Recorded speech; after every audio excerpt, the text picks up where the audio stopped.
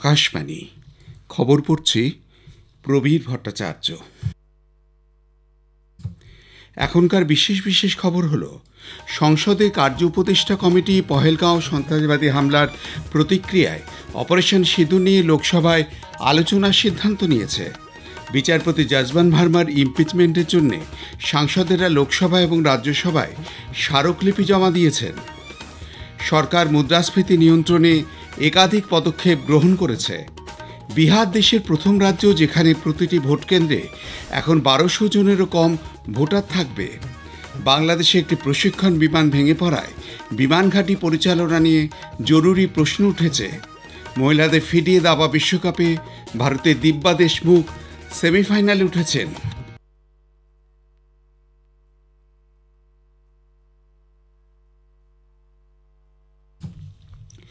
বিস্তারিত খবর।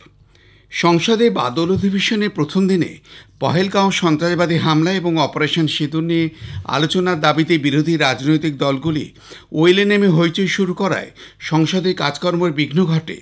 সংসদ বিষয়ক মন্ত্রী কিরেন রিজিজু এবং প্রতিরক্ষামন্ত্রী রাজনাথ সিং সভাকে আশ্বস্ত করেছেন যে সরকার সংসদে প্রতিটি বিষয় নিয়ে আলোচনা করতে প্রস্তুত, কিন্তু বিরোধীদের হট্টগোলের কারণে লোকসভা 3 বার মুলতবি করা হয়।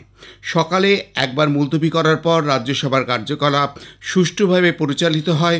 উচ্চকক্ষে প্রশ্নোত্তর পর্ব এবং আলোচনার পর লেডিং বিল 2025 পাশ হয়। বিচারপতি যজমান ভার্মাকে ইমপিচমেন্টের জন্য বেশ কয়েকজন সাংসদ লোকসভার অধ্যক্ষ ওম বিড়লার কাছে একটি স্মারকলিপি জমা দেন। সংবিধানের 124, 217 এবং 218 ধারার অধীনে বিচারপতি ভার্মার ইমপিচমেন্টের প্রস্তাবে মোট 145 জন লোকসভা সদস্য স্বাক্ষর করেছেন। বিচারপতি যজমান ভার্মার বাসভবনে নগদ অর্থ উদ্ধারের বিষয়টিও সংসদ তদন্ত করবে। পরে সংসদের কার্য উপদেষ্টা কমিটির সভায় পহেলগাঁও সন্ত্রাসবাদী হামলার প্রতিক্রিয়ায় অপারেশন সিঁদুর নিয়ে লোকসভায় আলোচনা করার সিদ্ধান্ত নেওয়া হয়। এই বিতর্কের জন্য 16 ঘন্টা বরাদ্দ করা হয়েছে। এছাড়াও আয়কর বিল 2025 নিয়ে আলোচনার জন্য লোকসভায় 12 ঘন্টা এবং রাজ্যসভায় 9 ঘন্টা বরাদ্দ করা হয়। অধিবেশনের দ্বিতীয় দিনে আজ লোকসভায় গোয়া বিধানসভা কেন্দ্রের তপশিলি উপজাতিদের প্রতিনিধিত্ব পুনর্বিন্যাস বিল এবং রাজ্যসভায় বন্দর, জাহাজ চলাচল এবং জলপথ মন্ত্রী সর্বানন্দ সোনোয়াল সমুদ্রপথে পণ্য পরিবহন বিল 2025 উত্থাপন করবেন। শারীরিক কারণে উপরাষ্ট্রপতি জগদীপ ধনকর পদত্যাগ করেছেন। রাষ্ট্রপতি দ্রৌপদী মুর্মুর কাছে লেখা এক চিঠিতে গতকাল শ্রী ধনকর বলেছেন, স্বাস্থ্যকে অগ্রাধিকার দেওয়ার এবং চিকিৎসকের পরামর্শ মেনে চলার জন্যই তিনি পদত্যাগ করেছেন। সরকার মুদ্রাস্ফীতি নিয়ন্ত্রণে একাধিক পদক্ষেপ নিয়েছে বলে কেন্দ্রীয় অর্থমন্ত্রী নির্মলা সীতারামন জানিয়েছেন। এর মধ্যে কর্মসংস্থান সৃষ্টি এবং পারিবারিক আয় বৃদ্ধির ওপর জোর দেওয়া হয়েছে। শ্রীমতী সীতারামন গতকাল লোকসভায় এক প্রশ্নের লিখিত উত্তরে কথা জানান। তিনি বলেন, সরকার প্রয়োজনীয় খাদ্য সামগ্রীর জন্য মজুদ আরও বাড়ানোর সিদ্ধান্ত নিয়েছে। অর্থমন্ত্রী বলেন, এই পদক্ষেপগুলির ফলে গড় খুচরা মুদ্রাস্ফীতির হার 2023-24 সালে 5.4% থেকে কমে 2024-25 সালে 4.6% হয়েছে। গত 6 বছরের মধ্যে এটি সর্বনিম্ন। বিহার দেশের প্রথম রাজ্য যেখানে প্রতিটি ভোট কেন্দ্রে এখন 1200 জনেরও কম ভোটার থাকবে। গতকাল এই ঘোষণা করে নির্বাচন কমিশন জানিয়েছে, দীর্ঘ লাইন কমানো এবং ভোটদানকে আরও সুবিধাজনক করে তোলার লক্ষ্যে এই পদক্ষেপ নেওয়া হয়েছে। এই লক্ষ্যে রাজ্য জুড়ে 12,817টি নতুন ভোট কেন্দ্র যুক্ত করা হয়েছে। পূর্বে এই কেন্দ্রে 1,500 ভোটারের সর্বোচ্চ সীমা ছিল। ভোটার তালিকার বিশেষ নিবিড় সংশোধন SIR এর অধীনে এই সিদ্ধান্ত নেওয়া হলো। এই সংযোজনের ফলে বিহারে মোট ভোট কেন্দ্রের সংখ্যা এখন 90,712 দাঁড়িয়েছে। এই সংখ্যা আগে ছিল 77,895। নির্বাচন কমিশন জানিয়েছে, রাজ্যে বর্তমান SIR এর অনুশীলনের অধীনে এখনও পর্যন্ত 7,16 লক্ষেরও বেশি গণনা ফর্ম সংগ্রহ করা হয়েছে। খবর শুনছেন আকাশবাণী থেকে।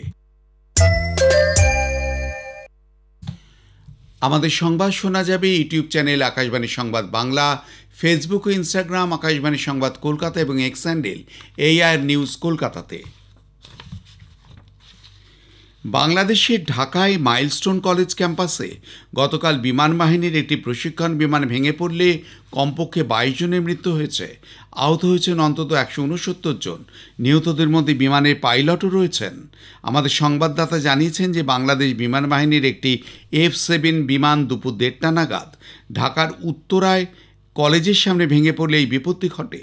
ঘটনার পর বাংলাদেশ সরকার একদিনের রাষ্ট্রীয় শোক দিবসের ঘোষণা করেছে। F-7 বিমান চীনের চেংডু F-7 এর একটি আধুনিক রূপ। এটিও সোভিয়েত MiG-21 এর আদলেই তৈরি। এই মর্মান্তিক বিমান দুর্ঘটনার প্রাণহানির ঘটনায় প্রধানমন্ত্রী নরেন্দ্র মোদী গভীর দুঃখ প্রকাশ করেছেন। সামাজিক মাধ্যমে শ্রী মোদী শোক ও সন্তপ্ত পরিবারের প্রতি সমবেদনা জানিয়েছেন, আহতদের দ্রুত আরোগ্য কামনা করেছেন। এদিকে ঢাকার কুর্মিটোলায় বীর উত্তম A.K. খান্দাকার বিমান ঘাঁটি থেকে ওড়ার পরেই বিমান বাহিনীর F-7 প্রশিক্ষণ যুদ্ধবিমানটি ধ্বংস হয়। এই ভয়াবহ দুর্ঘটনা বিশ্বের অন্যতম ঘনবসতিপূর্ণ শহরের অভ্যন্তরে হওয়ায় বিমান ঘাঁটি পরিচালনা নিয়ে জরুরি প্রশ্ন উঠেছে।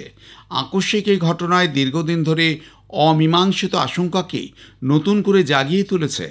বিমান বাংলাদেশের প্রাক্তন ক্যাপ্টেন আবদুল্লাহ ফারুক প্রকাশ্যে বাণিজ্যিক এবং অসামরিক অঞ্চলের সামরিক বিমান পরিচালনা নিয়েও উদ্বেগ প্রকাশ করেছেন।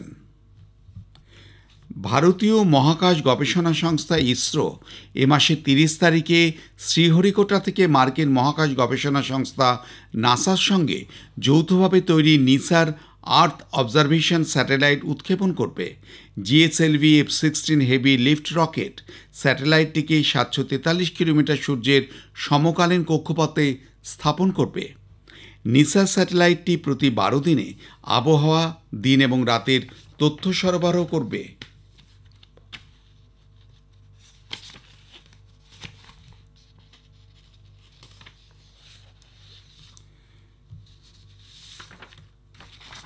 জাতীয় রাজধানী দিল্লি অঞ্চলের বিভিন্ন অংশে আজ মৃদু ভূকম্পন অনুভূত হয়েছে। রিক্টার স্কেলের তীব্রতা ছিল 3.2। সকাল 6টার সময় এই ভূকম্পন অনুভূত হয়। ফরিদাবাদকে এর কেন্দ্রস্থল হিসেবে চিহ্নিত করা হয়েছে। জাতীয় ভূকম্পন কেন্দ্রের তথ্য অনুযায়ী ভূপৃষ্ঠের 5 কিলোমিটার গভীরে এর উৎসস্থল। তবে ক্ষয়ক্ষতির কোনো খবর এখনও পর্যন্ত পাওয়া যায়নি। পড়ুয়াদের নিরাপত্তা আরও বাড়াতে CBSE অনুমোদিত স্কুলগুলিতে অডিও ভিজুয়াল রেকর্ডিং সহ উচ্চ ক্ষমতা সম্পন্ন CCTV ক্যামেরা বসানো বাধ্যতামূলক করা হয়েছে। নতুন নিয়ম অনুসারে শৌচালয় বাদে স্কুলে প্রবেশ ও বেরোনোর পথে করিডোর, সিঁড়ি, শ্রেণীকক্ষ, ল্যাবরেটরি, লাইব্রেরি, ক্যান্টিন, খেলার মাঠ এবং ছাত্রছাত্রীদের ব্যবহৃত অন্যান্য স্থানগুলিতেও এই ক্যামেরা লাগানো হবে। এর মধ্যে ন্যূনতম 15 দিনের রেকর্ডিং সংরক্ষিত থাকবে। গতকাল এক বিজ্ঞপ্তিতে CBSE 2018-এর একটি বিধি সংশোধনের কথাও ঘোষণা করে। মহিলাদের ফিডে দাবা বিশ্বকাপে ভারতের দিব্যা দেশমুখ সেমিফাইনালে উঠেছেন। জর্জিয়ার বাতুমিতে গতকাল দিব্যা কোয়ার্টার ফাইনালে আরেক ভারতীয় হরিকা দ্রোণভেল্লিকে ট্রাইব্রেকারে 2-0 পরাজিত করেন। সেমিফাইনালে আজ সন্ধ্যায় দিব্যা চীনের গ্র্যান্ডমাস্টার তান জংয়ের বিরুদ্ধে খেলবেন। অন্যদিকে সেমিফাইনালে ওঠা আরেক ভারতীয় কোনেরু হ্যাম্পি চীনের লেই তিংজির মুখোমুখি হবেন। শেষ করবার আগে খবরের বিশেষ কিছু অংশ আরও একবার।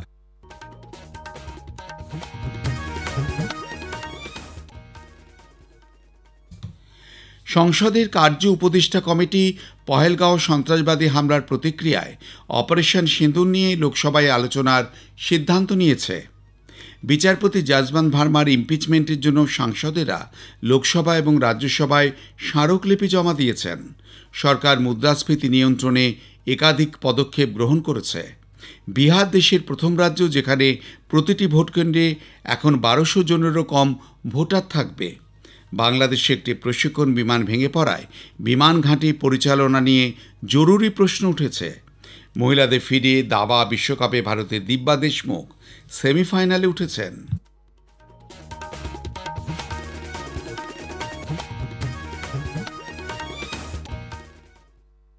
খবর পড়া শেষ হলো। পরের খবর স্থানীয় সংবাদ 10টা 10 মিনিটে।